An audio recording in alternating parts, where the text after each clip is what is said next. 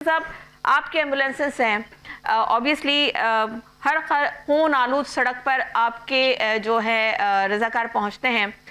कौन से ऐसे इलाकों की आप निशानदेही करेंगे कि जहां पे ये इस किस्म के हादसात बहुत ज़्यादा रूनुमा होते हैं, और कराची का वो कौन सा इलाका है जो आपको लगता है कि वो इन हादसात से महफूज है? आपकी नज़र में ये सर हादसात है या आप इसको कहेंगे ये कत्ल है?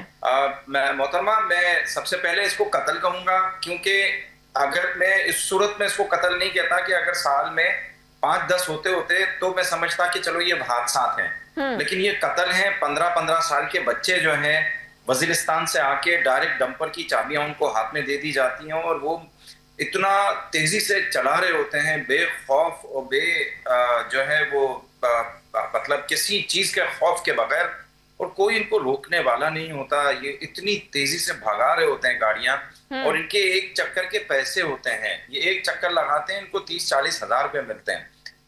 तो ये ज्यादा से ज्यादा चक्कर लगाने, पैसे कमाने के चक्कर में लोगों को रोनते जाते हैं, कत्ल करते जाते हैं। और पता नहीं क्यों हमारे हुक्मरान इसको रोकने में नाकाम है। मैंने तो सुना है कि हमारे बहुत सारे हुक्मरानों की इसमें बहुत सारे कंटेनर्स में ही जो जो होते हैं ना, ट्रेलर, ये डंपर, इसमें पार्टनरशिप्स हैं, इनकी मलकियत है। तभी पुलिस वाले जो हैं वो बेबस हैं। पुलिस वालों को आप सिर्फ ग्रीन सिग्नल दें, फिर देखें पुलिस इन डंपर के ड्राइवरों की क्या हालत करती है, लेकिन उनको ग्रीन सिग्नल नहीं दिया जाता।